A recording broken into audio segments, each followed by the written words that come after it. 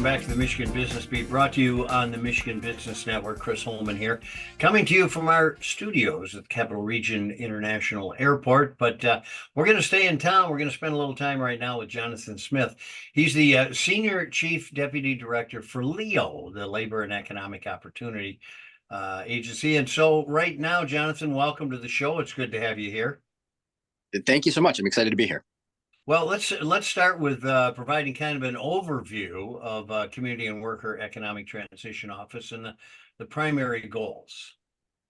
Sure. So last year, the legislature passed and the governor signed into law the Clean Energy Jobs Act. And that legislation had three components: created a clean energy standard so that 100% of the state's energy is going to be from clean sources by 2040. It included some siting and permitting reforms that will make it easier for the utilities to build out some of the new infrastructure that will be needed to support that goal.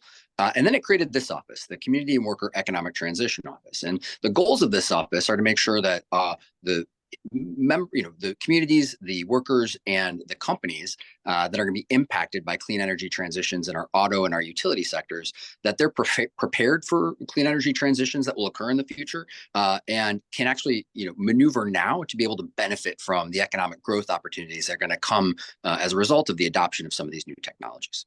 So, when you say clean sources, I'm assuming it's not clean coal or any of those sources that we've heard of in the past.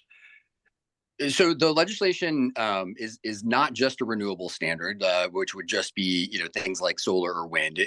By allowing for clean energy production, what that means is that things like natural gas, particularly when it's partnered with carbon capture technology and other innovations, will be allowed to be used moving forward. And so it's a flexible standard that's allowed to make sure that we can meet our climate and energy goals, but in a way where our ratepayers, our businesses, our consumers are going to still have access to reliable energy for years in the future. So let's talk about, stay on that topic for a second. How are state and West Michigan leaders collaborating to kind of create a strategy? Yeah, so great question. We've had 10 community roundtables all over the state. We've had a number of them have been in West Michigan. We've been to Grand Rapids. We've been to Muskegon. We've been to Kalamazoo just recently. And what we've heard from leaders in those communities is they're very excited about the idea of having proactive strategies, partnering with the state now.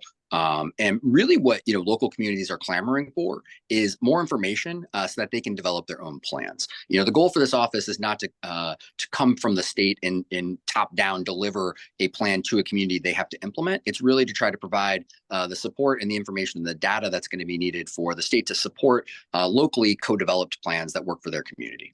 So, Jonathan, how this newly created office, how does it contribute to Michigan's economy and the creation of good paying, middle-class jobs? Yeah, great question. I mean, that really is the goal for this office, is to sustain the jobs we have and try to grow more good paying jobs, particularly in the manufacturing sector. And the way that we think, there's a really, really important pathway for that to happen in Michigan is this. We have thousands of manufacturers all over the state.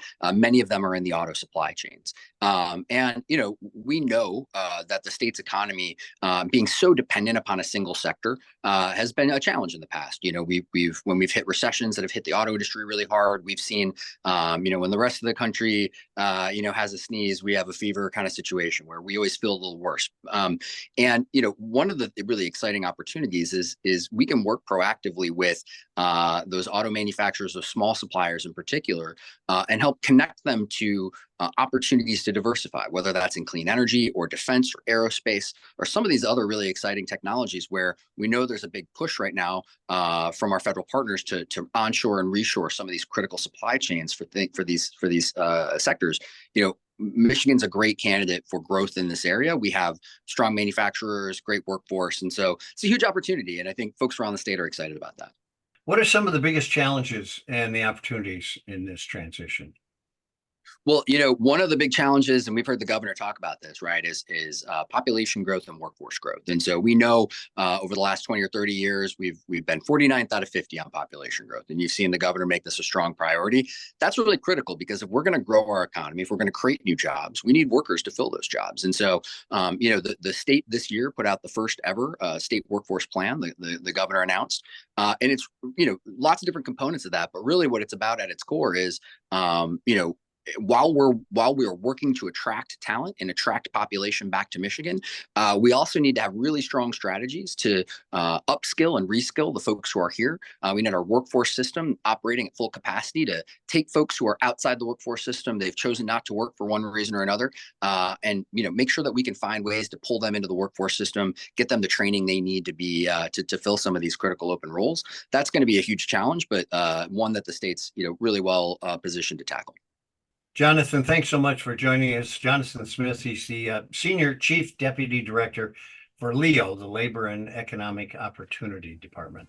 Thanks so much for being with us, my friend. Keep up the good work. We need your help. Well, thanks so much for having me. I appreciate it. I'm Chris Holman. You're watching the Michigan Business Beat on the Michigan Business Network.